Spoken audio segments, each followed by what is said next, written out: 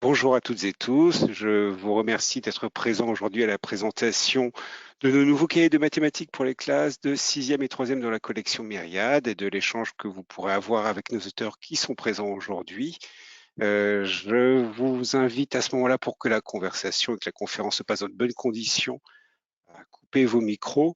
Et le cas échéant, si vous souhaitez poser des questions aux auteurs ou échanger avec eux, il y a deux façons de faire. Soit sur la partie droite de votre écran avec le module chat, où on pourra répondre en direct et par écrit à vos questions, ou si vous le souhaitez, en activant votre micro, vous pourrez prendre la parole directement pour leur poser votre question le plus simplement possible. Voilà, je vous remercie beaucoup et je vous souhaite à toutes et tous une bonne présentation. Au revoir. Merci. Bonjour à tous. Merci d'être là pour la présentation de ces deux cahiers. Donc cette année, nous avons fait un cahier en 6e et un cahier en 3e. On va les présenter séparément et Stéphane Montaigu, qui était l'auteur principal du cahier de 3e, prendra la parole à ce moment-là. Alors pour le cahier de 6e, en fait, on est parti d'un constat qui était celui que vous connaissez, c'est-à-dire des classes hétérogènes, avec parfois des élèves qui auraient du mal à rentrer dans les tâches. Euh, les évaluations nationales montrent que certains élèves sont en manque de réussite en mathématiques et que même sur leur perception d'eux-mêmes et de leur réussite, ça peut être un facteur de frein. Des élèves qui vont être surtout inégaux devant les aides dont ils disposent en dehors du collège, c'est-à-dire qu'à partir du moment où chaque élève va sortir du collège, les inégalités vont être exacerbées entre ceux qui vont disposer d'une aide par leurs parents, ceux qui vont disposer d'une aide par des cours particuliers, et ceux qui n'en auront pas du tout. Et donc, on voulait prendre ça en compte. Et puis, des professeurs qui avaient besoin de trouver des supports variés pour faire travailler tout le monde, vu l'hétérogénéité des classes, pardon, avoir de quoi faire travailler chaque élève, quel que soit son niveau. Alors, pour ça, on a cherché des solutions. Et les solutions qu'on propose dans ce cahier, c'est de différencier les contenus qui vont être proposés. On a essayé d'avoir un panel d'exercices le plus large possible, c'est-à-dire en partant d'exercices les plus basiques pour que tous les élèves puissent entrer dans la tâche proposée, allant jusqu'à un niveau expert pour ne pas oublier les bons élèves et le risque d'ennui qui peut être inhérent à cela. Ensuite, on voulait que chaque élève puisse proposer quelque chose, qu'il puisse produire quelque chose pour qu'il soit en réussite, qu'il commence par être en réussite jusqu'au niveau où il arrivera à trouver ses premières difficultés. Mais c'était vraiment un souhait de départ. Et par rapport à ce qu'on disait sur les aides inégales en dehors du collège, on a voulu essayer d'utiliser tous les moyens qui étaient à disposition pour donner un maximum d'aide et de gommer ces inégalités au maximum. Certes, on n'est pas dans l'utopie, on n'y arrivera pas par des moyens techniques ou autres, ou éditoriaux, mais on voulait vraiment atténuer au maximum ces difficultés. Je pense que, voilà, vous verrez dans la solution proposée, qu'on a réussi quelque chose d'assez sympathique. Et en fait, pour un dernier point, on voulait proposer à tous les professeurs des outils qui permettaient de varier l'approche des exercices qu'ils avaient donnés et surtout de graduer, c'est-à-dire de différencier l'enseignement qu'ils avaient proposé à leurs élèves. Donc, on a construit ce cahier de 6e dans cette idée-là, avec une amplitude d'exercices très grande. Tous les élèves que vous aurez seront capables de faire vraiment les premiers exercices qu'on a proposés, puisqu'on là, en l'occurrence, sur le cahier de 6e, on va s'intéresser à des contenus qu'ils ont vus au primaire, vus et revus au primaire, de manière à les faire entrer dans la tâche. Et puis, l'aide qu'on va proposer pour les élèves, elle va être soit l'aide d'un QR code, soit en se connectant sur le cahier qui va être en accès libre sur Internet. En fait, les élèves vont pouvoir avoir accès à un coup de pouce. Un coup de pouce qui pourrait ressembler à l'aide que vous leur aurez apportée en classe si vous avez levé le doigt et que vous avez manifesté le fait qu'ils étaient en difficulté. Donc, cette aide, ça ne va pas être une solution, ça ne va pas être un début de solution, ça va vraiment être les petites aides qu'on peut donner oralement aux élèves quand ils sont en difficulté.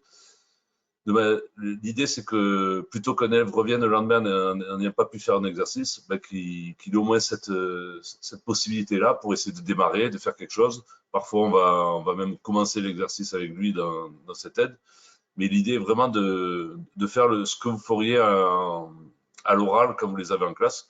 Là, s'il est à la maison, il pourra avoir accès à cette aide-là. Et enfin, on a mis un panel varié pour justement différencier au maximum l'enseignement que vous allez proposer. Alors, ce que ça donne un acte, On a un sommaire qui est étalé sur 12 chapitres. Et dans chacun des chapitres, vous avez des fiches donc, qui sont sur des doubles pages, on va voir en détail après, qui prennent des capacités, en fait, les capacités attendues en fin de sixième.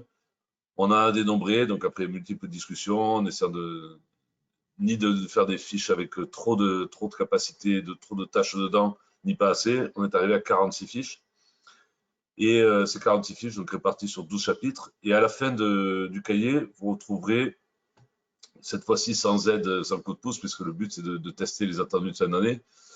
On a repris les fameux attendus de fin d'année qui ont été publiés par EduSchool et on les a réagencés, organisés pour que ça donne sens et qu'à la fin du cahier, les élèves et vous puissiez tester si effectivement ils savent ou pas faire les examens de réussite qui étaient donnés dans ces documents. Alors, ces doubles pages se présentent de la sorte, toujours de la même manière. Il y a une première page de gauche où vous allez avoir un rappel de cours succinct, plutôt visuel. On n'a pas été dans le verbal, mais voilà, quelque chose qui ressemblerait à une mini carte mentale avec l'essentiel du cours à savoir, ce qu'ils doivent retenir.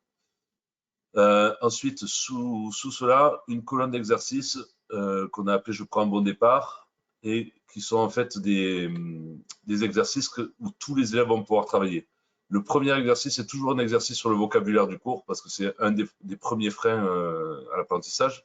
Donc, vous aurez toujours un premier exercice qui va mettre en œuvre le vocabulaire nécessaire dans le cours. Et puis ensuite, des exercices de choses qui avaient déjà été traitées au primaire. Dans la colonne de droite, on a deux exercices. C'est deux exercices jumeaux, en fait. C'est-à-dire que le premier est corrigé. Ici, vous avez un exercice. Arthur et ses amis veulent se partager un certain nombre de bonbons. Ils sont 7, combien il y aura de bonbons chacun. Donc, on va détailler la méthode. Et en dessous, vous allez avoir le même exercice. Le petit logo qui est là-haut, c'est un QR code. Donc, soit en cliquant quand ils seront sur le site, soit en scannant le QR code avec votre téléphone.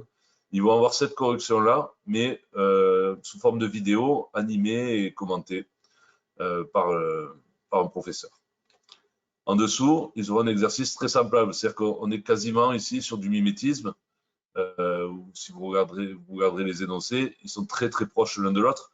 L'idée était de faire entrer tous les élèves dans la tâche. L'idée de cette page, c'est que tous les élèves, quel que soit leur niveau, puissent faire quelque chose et ne soient pas bloqués d'entrée et en position de refus.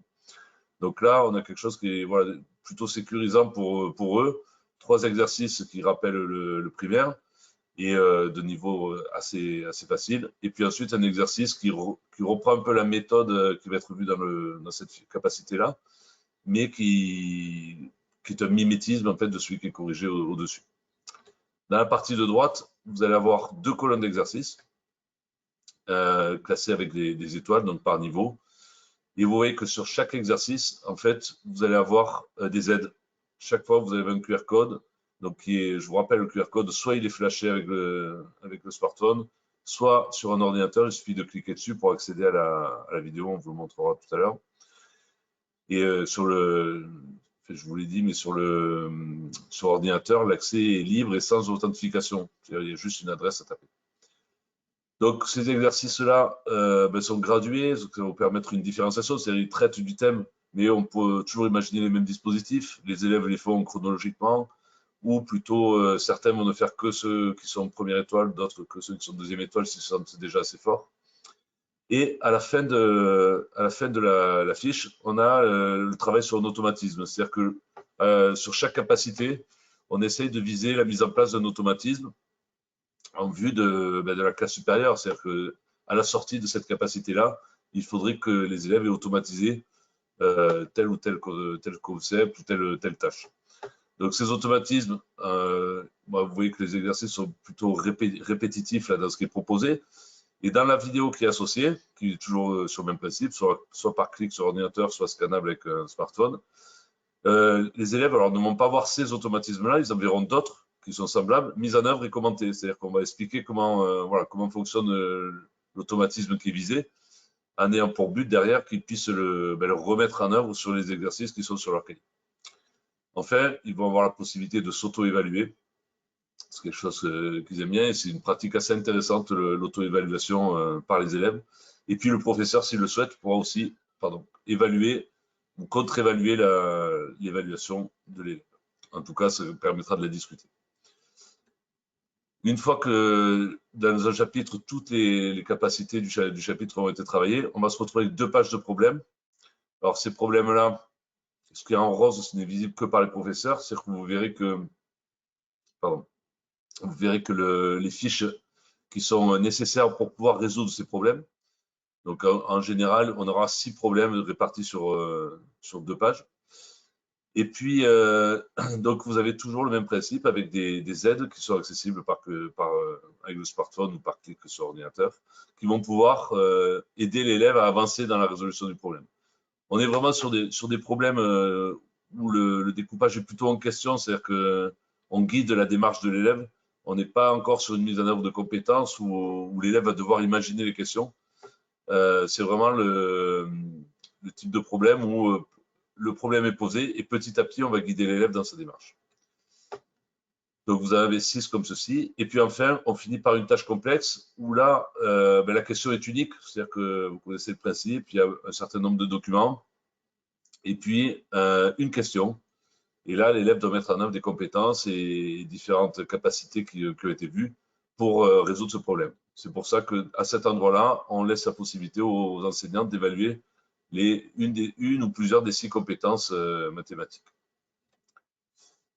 Voilà pour le concept de ce cahier. À la fin du cahier, vous retrouverez donc ce que je vous disais, le fait de pouvoir se tester sur les attendus de fin d'année. C'est-à-dire, dans les documents du SCOL, c'était les exemples de réussite qui étaient donnés.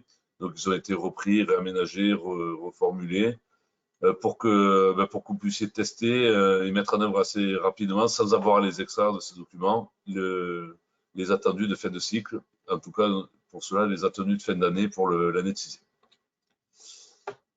Voilà, donc les ressources numériques qui vont être accessibles par QR code, c'est celle-ci. Alors, je vous disais, vous avez pardon, je vais vous chercher le manuel. Donc le cahier est accessible gratuitement sans authentification à cette adresse, bordas.media/cm6. Et donc, vous allez tomber sur le format bibliomanuel classique, où les élèves ont la possibilité soit de zoomer sur un exercice, et puis ils auront aussi la possibilité de cliquer sur les fiches méthodes. Alors, en voici une. Par exemple, là, l'exercice était effectuer les divisions euclidiennes posées, donc 632 par 5, 579 par 6. Et l'aide qui est proposée, dans ce premier exercice, c'était de redonner la table de 5 et la table de 6. On va pouvoir avoir d'autres types d'aides. Par exemple, ici, on avait un exercice où il fallait, Hélène a couru un marathon un certain nombre de secondes. Le coup de pouce qui est associé va être d'aider, de poser des questions qui vont mettre sur la voie. Combien y a-t-il de minutes dans une seconde dans une minute, combien y a-t-il de secondes? Et puis guider vers l'opération, mais toujours, vous le voyez, sans jamais donner la solution. C'était un peu l'idée de ces aides.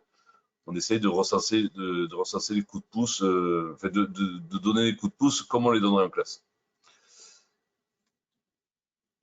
Pardon. Oh, voilà. Donc, des coups de pouce pour chaque exercice, des corrigés d'exercices en vidéo pour les vidéos de méthodes et d'exercices qui ont leur exercice semblable en dessous. Et puis, des vidéos pour les automatismes. Voilà les 3 types de coups de pouce que vous allez trouver.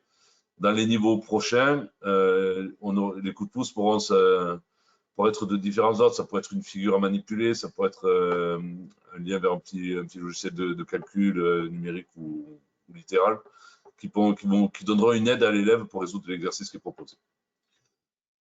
Donc là, vous voyez par exemple un exercice sur la fiche de division, et puis vous allez avoir une vidéo. Arthur, je vais se partager 305 mots. 305 en 7.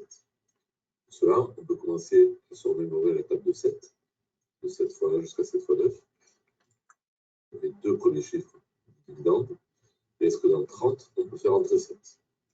Bon, voilà, donc c'est numériquement et visuellement une vidéo où on va animer et commenter toute la partie mathématique qui va être faite, un peu comme on le ferait au tableau si on avait des crayons de couleurs, qu'on puisse faire déplacer des objets. Enfin, voilà, on utilise toute la potentialité du numérique pour colorer, déplacer, faire apparaître, mettre en valeur, et ainsi de suite.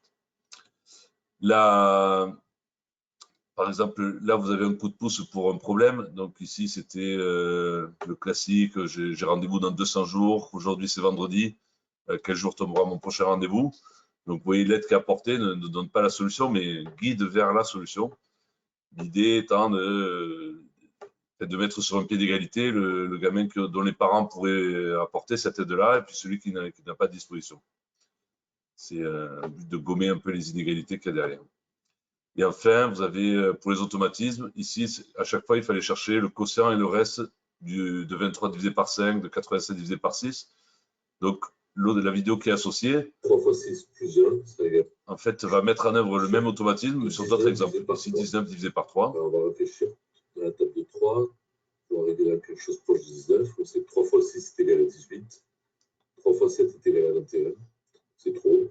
Donc, on va déduire que 3 fois 6 plus 1, ça égale à 19. Ce qui veut dire que le quotient de cette division est égal à 6 et le reste est égal à 20.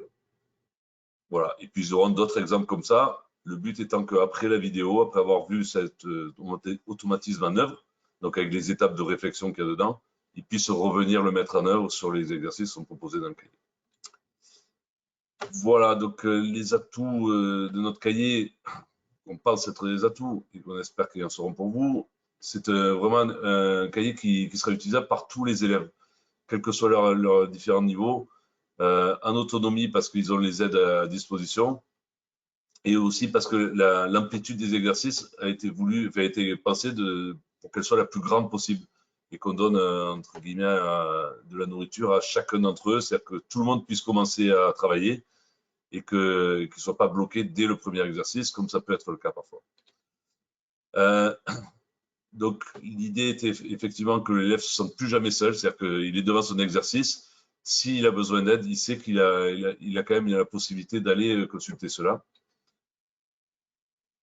On repart sur l'amplitude, c'est-à-dire que l'amplitude d'exercice, on n'oublie pas les experts parce que dans les problèmes ou les tâches complexes, vous verrez que ces exercices s'adressent à des bons élèves et qui vont les amener à réfléchir. Et on a des exercices tout à fait faciles au début. Et en fait, avec ce dispositif-là, vous avez une organisation qui est assez propice à la différenciation. Voilà, et gros atout et effort qui a été fait sur cette édition-là, c'est que la version numérique est accessible gratuitement et sans aucune identification. Il vous suffit de taper l'adresse bordias.media/cm6 pour y accéder. Voilà, donc pour la présentation de ce premier cahier, si vous avez des questions, c'est peut-être le moment.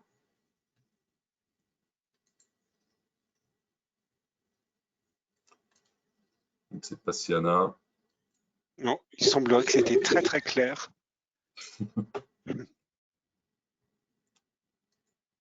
Bien, alors s'il n'y a pas de questions sur celui-là, on va passer sur le second cahier, puis je vais donner la parole à Stéphane Montaigu, qui est l'auteur principal. Oui, je suis là. Coucou Marc.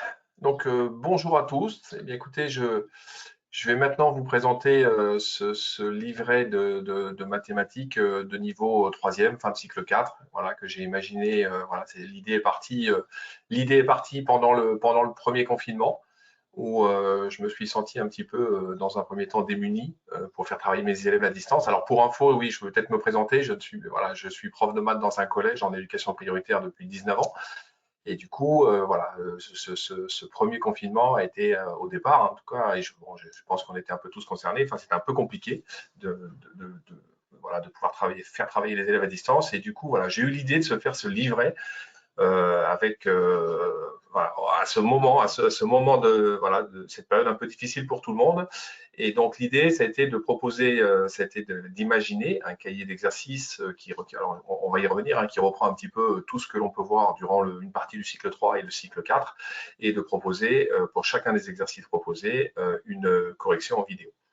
Donc, dans ce livret d'exercices, on retrouve, il y a 15 domaines, 15 gros chapitres qui sont abordés, et près de 80 fiches. Et en tout, on se retrouve avec 400 exercices qui vont reprendre une très grosse partie vraiment du programme vu au collège. Et l'idée aussi, c'est de voilà, c'est pouvoir. Moi, je me retrouve souvent avec des élèves qui sont en fin de troisième, un peu démunis face à des exercices de niveau parfois, enfin bien précédent, sixième, cinquième, quatrième. Donc l'idée, c'était de reprendre un petit peu tout ça. À travers des fiches voilà, où on travaille des capacités bien précises. Donc là, vous les avez, je crois que Marc est en train de vous les afficher. Donc il y a 15 domaines hein, et je commence par la partie Scratch et la partie tableur parce que c'est une réflexion de ma part où je me suis dit que finalement ce sont l'informatique et le numérique au niveau de nos enseignements, et bien on peut le reprendre ensuite dans quasiment tous les chapitres. Donc l'idée c'était voilà, de démarrer avec ça et de pouvoir ensuite voilà, de pouvoir comme ça mettre des exercices sur Scratch ou des questions sur le tableur, et bien finalement à peu près dans tous les chapitres qui sont dans ce livret. Donc je suis parti sur ce constat-là, que je me retrouvais avec des élèves en fin d'année qui avaient un peu zappé ce qui s'était passé les années précédentes. Des élèves, mais cependant quand même un peu inquiets, qui avaient besoin aussi qui avaient zappé des choses, mais qui avaient quand même envie de les revoir pour pouvoir préparer au mieux le brevet des collèges et le passage en seconde, aussi bien général que professionnel, enfin ou technologique même. Et donc voilà, l'idée c'était qu'ils aient à la fin de l'année un cahier travaillé en classe durant toute l'année avec le professeur et un accès, on va voir après sous quelle forme, un accès à la correction en vidéo, mais qu'à partir du moment où l'enseignant voilà, donne le code d'accès. Donc ça permet aussi ce livret quand on est prof en troisième, par exemple, on a un livre de troisième qui ne reprend pas automatiquement, et c'est tout à fait compréhensible, tout le programme du collège. Et il y a des moments où on est un peu démuni pour faire retravailler les élèves sur un thème précis, un point précis. Et donc l'idée de ce livret, c'était ça aussi, c'était vraiment de reprendre un petit peu tous les points qui me paraissaient importants pour aborder au mieux le brevet des collèges et la seconde générale, enfin et la seconde générale ou professionnelle, en tout cas le lycée l'année d'après. Après, un autre constat que j'ai pu faire, c'est que, en tout cas, dans mon collège, et je pense qu'on est nombreux à pouvoir faire le même, c'est que on a parfois des élèves absents qui ont du mal un petit peu à récupérer ce qui a été fait en classe. Et même si voilà, ils peuvent y mettre un peu de bonne volonté, c'est parfois un peu compliqué de comprendre comment un exercice a été corrigé. Donc l'idée avec les vidéos aussi, c'est d'avoir quelqu'un qui, en l'occurrence moi, qui explique un petit peu ce qu'on peut retrouver, voilà, ce qu'on attend de la correction, avec une correction assez détaillée. On va certainement avoir l'occasion de vous en montrer une ou deux. Voilà. Et puis après, alors moi j'ai voulu, alors quand j'ai commencé à imaginer un petit peu ce cahier, la première chose que j'ai cherché, c'est un petit peu un format vidéo qui me convenait. Bon, je sais très bien, en tout cas, voilà, qu'ils vont regarder ça en grande partie sur leur téléphone, donc il fallait que ça soit quelque chose d'assez accessible dans un format téléphone classique, plus ou moins 16/9. Et donc je suis parti un petit peu là-dessus pour essayer. J'ai fait des tests et voilà. Et j'arrive à un format qui est assez uniformisé. Hein. Toutes les vidéos, voilà, il y a le même fond d'écran. Mais en attendant, il y a un accès relativement facile, vous allez voir, hein, pour que les élèves puissent accéder aux corrections quand ils ont le code d'accès distribué par le professeur. Et ça reste un format très lisible sur un téléphone portable. C'est ce que je souhaitais voilà, en priorité parce que, voilà, en tout cas, mes élèves ont plus facilement un téléphone portable dans la main qu'un ordinateur, tout simplement. Voilà. Donc ça, c'était un petit peu les constats que j'ai pu faire. Et puis, du coup, voilà, je suis parti sur la réalisation de fiches. Alors, c'est un cahier que j'ai eu l'occasion de tester depuis 2 ans. Mais alors, parce que du coup, je l'ai fait imprimer pour mes élèves. Donc, j'ai eu une première version. On a corrigé quelques trucs parce que c'est difficile de faire un livret qui soit parfait. Je ne sais pas si celui-ci est parfait, mais en attendant, j'ai eu l'occasion de le tester 2 années. Je suis dans ma 2e année avec des élèves cette année, où voilà, ils ont plus ou moins ce livret. Hein. C'est pas un livret qui est voilà, c'était pas fait par Bordas derrière. C'est moi perso, mais j'ai fait un truc voilà qui se rapproche de ça, mis à part la couleur et tout. Et du coup, les élèves ont pu, voilà, on a vraiment testé ce livre, ce petit livret, avec la seule différence, c'est que je n'avais pas encore voilà, fini toutes les vidéos. Et du coup, il y avait, voilà, j'ai testé les exercices plus que le côté vidéo. Et là, voilà, je suis en train de tester un petit peu avec eux, voilà, le retour voilà, ils me font quelques retours sur les vidéos. Je leur ai montré. Voilà, j'ai eu quelques conseils. C'est pas évident de faire des vidéos devant l'ordinateur sans public en face. Et bon, c'était un peu particulier. Donc voilà, j'ai pu récupérer quelques conseils, j'espère avisés, pour faire des vidéos qui correspondent au mieux à ce qu'ils peuvent espérer, voilà, à ce qu'ils attendent. Donc, je vous le disais, on est parti sur 80 fiches. Dans chacune des fiches, alors il y a souvent, donc il y a des domaines, il y a 15 domaines, 15 gros chapitres qui vont regrouper des fiches. Dans chaque fiche, vous allez retrouver ou des points méthodes ou des mémos, d'accord? Donc là, ce sont des petits rappels de cours, sachant quand même que j'oublie pas que évidemment, dans les vidéos, je vais reprendre systématiquement un petit peu les choses importantes qu'il faut retenir. Donc, il y a aussi quelque part un peu de rappel de cours dans les, même si c'est à l'oral, de rappel de cours au niveau des exercices. Et donc, vous avez des fiches qui se présentent sous cette forme avec donc des exercices. J'ai imaginé les choses de façon assez progressive. Hein, donc, on peut démarrer tranquillement les premiers exercices et puis ça peut se compliquer. Après, évidemment, c'est l'idée. Je n'ai pas, enfin, on n'est pas on est vraiment dans l'esprit. En tout cas, moi, j'ai voulu rester dans l'esprit d'un livret d'exercices et pas d'un manuel de maths. Donc, vous n'allez pas retrouver, je ne sais pas moi, 150 exercices sur un thème précis, mais en tout cas, pour chacun d'eux, je crois pouvoir dire que j'ai réfléchi à ce que je souhaitais mettre dans ce livret pour arriver progressivement à un attendu de fin de chapitre qui me paraissait raisonnable. Donc, pour chacune des fiches, on se retrouve comme ça avec des exercices. Et puis, je ne sais pas si vous le voyez bien, voilà, il y a un code. Alors, le code, il n'est pas dans le livret, il n'est pas dans le livret distribué aux élèves, il est dans le livret distribué aux professeurs, la version corrigée. Et donc, ce code-là, bien, l'enseignant va pouvoir le distribuer quand il le souhaite à l'élève, qui pourra l'écrire dans les 5 cases qui sont prévues à cet effet pour chacun des exercices. Donc, on se retrouve, voilà. Donc c'est vraiment parce que sinon, ça peut paraître un peu facile. Si vous donnez la correction tout de suite, on peut imaginer qu'ils vont s'en emparer un peu trop rapidement. Donc, l'idée, c'était, voilà, je fais l'exercice en classe ou l'élève fait l'exercice à la maison et ensuite, on le corrige éventuellement ensemble. Si sur les choses qui sont, à mon avis, du programme de troisième, je pense que, enfin, moi, je l'ai fait comme ça. Et après, je renvoie assez facilement. En tout cas, j'imagine, hein, avec toutes les vidéos qui vont être terminées, voilà, l'idée, c'est aussi de renvoyer l'élève qui est absent, l'élève qui n'a pas trop compris une correction. Eh bien, on distribue, une fois que l'exercice a vraiment été cherché par l'élève, on va distribuer le code. On va vous montrer après comment accéder à la vidéo, hein, mais c'est sur une adresse Internet relativement simple. Et vous allez avoir, donc vous donnez le code à vos élèves qui vont ensuite pouvoir visionner la vidéo. Donc là, vous avez un petit aperçu de ce que ça peut donner. Donc, tout se présente plus ou moins sous cette forme, c'est-à-dire, bon, on peut m'apercevoir un petit peu dans une vignette. On va y revenir après, je pense. Voilà. Donc, vous avez voilà, dans chaque fiche des mémos, des petits rappels de cours, des définitions, et puis à la fin de quasiment de chaque grand chapitre, on se retrouve avec des problèmes un petit peu plus complets dans l'esprit de ce qui tombe au brevet des collèges. Donc, il y a pas mal d'exercices du brevet qui sont corrigés dans ce livret, et donc ça permet vraiment d'aller jusqu'au niveau attendu concernant chacun des chapitres.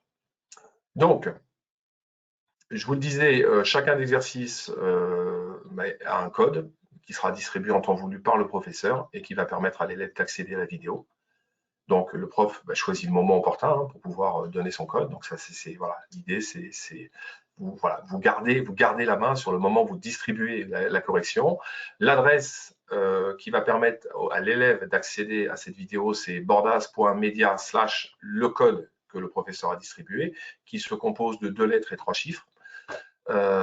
Et ensuite, vous avez donc dans le livret, il y a à peu près 400 exercices et ils sont tous corrigés en vidéo. Alors, pas tous encore tout à fait en ce moment, mais alors dans les livrets que vous avez dû recevoir dans vos établissements, et voilà, on a pour l'instant quelques exemples qui vous permettent de voir un petit peu ce que ça va donner.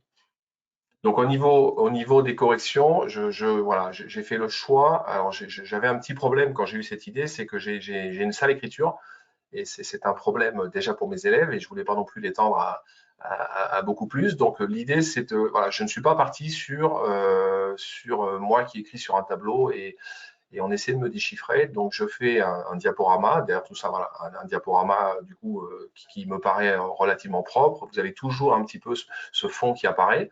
Et je fais apparaître au fur et à mesure, le principe du diaporama, les éléments qui m'intéressent en les commentant. Donc, il y a deux fonds plus ou moins. Il y a ce fond où j'apparais en vidéo et j'explique en direct l'exercice. Et puis, il y a aussi un fond où j'utilise l'émulateur de la calculatrice la plus utilisée au collège, la calculatrice Casio. Donc, ça me permet aussi de montrer aux élèves, de montrer vraiment comment utiliser cette calculatrice et sur quelle touche appuyer pour arriver à tel résultat. Voilà, donc ça c'est le principe. Donc toutes les vidéos seront sur ce format-là et tous les exercices seront corrigés en vidéo. Voilà, vous avez quelques exemples d'exercices, elles sont précisés dans les livrets que vous allez dû recevoir. Voilà, les fiches 21 à 26 et 54 à 56, vous pouvez déjà accéder à la correction vidéo de ces exercices-là. Alors ensuite, dans ce livret, vous allez retrouver deux fiches concernant les calculatrices. Donc celle que j'utilise, en tout cas que je vais utiliser dans la correction des vidéos, la Casio, c'est certainement celle qui est utilisée par la majorité de nos élèves en collège. Donc c'est celle-ci. Et puis une petite fiche d'utilisation sur la Texas Instruments, la Collège Plus. Voilà. Mais une calculatrice que je n'utiliserai pas dans mes vidéos. Vous allez retrouver aussi à la fin du cahier des petits tableaux qui vont permettre de convertir des longueurs, des masses, des capacités, des conversions d'air et de volume. Donc ça, c'est à la fin du cahier, ça permet à l'élève d'utiliser pour convertir les résultats qu'il peut trouver. Et puis, voilà, donc les atouts de ce cahier, en tout cas, la première idée que j'ai eue, ça a été de faire des exercices où tout est au niveau de la correction, tout est accessible en vidéo. On a réfléchi évidemment avec Bordas pour proposer, réfléchir à quel moment on pouvait donner la correction et essayer de la donner pas trop tôt. Donc avec ce code, eh bien c'est le professeur finalement qui va pouvoir choisir le moment où il distribue l'accès à la vidéo. On a vraiment un livret qui va toucher tout le cycle 4 et même une partie du cycle 3. Par exemple, sur les transformations du plan, je reprends les 5 étudiés au collège, donc notamment la symétrie axiale qui s'étudie en cycle 3, il y a une double page dessus. Donc voilà, il y a vraiment, je pense aborder une très très grosse partie du programme du collège. Et puis l'idée après, c'est que c'est un cahier que les élèves vont pouvoir garder en fin d'année, notamment alors pour réviser le brevet, pour préparer peut-être le passage en seconde. Et voilà, donc je pense que dans la continuité, ça peut servir un peu de cahier de vacances pour reprendre un petit peu tout avant la rentrée suivante. Voilà. Je ne sais plus s'il y avait d'autres choses à afficher. Marc, je crois pas. Non, on était à la fin du slide. Bon, voilà, après, qu'est-ce que je peux vous dire? Je pense avoir tout dit sur plus ou moins sur ce petit livret. Bon, je ne suis pas très habitué à cet exercice, mais n'hésitez pas à me poser des questions si vous le souhaitez. N'hésitez pas à activer votre micro si vous souhaitez vous poser une question aux auteurs. Je vous invite à le faire dès à présent.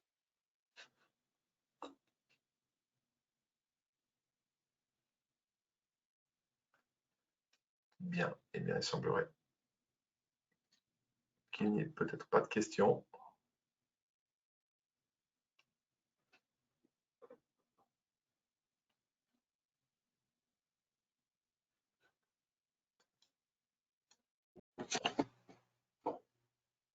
Eh bien, écoutez, s'il n'y a pas de questions dans l'immédiat et que vous en avez par la suite, je vous invite à nous laisser un courriel à l'adresse suivante: contact au singulier @bordas.tm.fr. Je répète, contact @bordas.tm.fr. Voilà, je vous remercie beaucoup pour votre participation, l'intérêt que vous portez à ces cahiers. Surtout, n'hésitez pas à revenir vers nous pour voir cette conférence en replay sur le site Bordas et sur la chaîne YouTube, ou tout du moins, si vous souhaitez nous envoyer un message, on sera ravis de le transmettre aux auteurs qui pourront vous répondre si vous avez des questions plus particulières. Voilà, je vous remercie beaucoup et je vous souhaite une bonne fin d'après-midi à toutes et tous. Au revoir. Merci. Au revoir. Au revoir. Merci. Merci.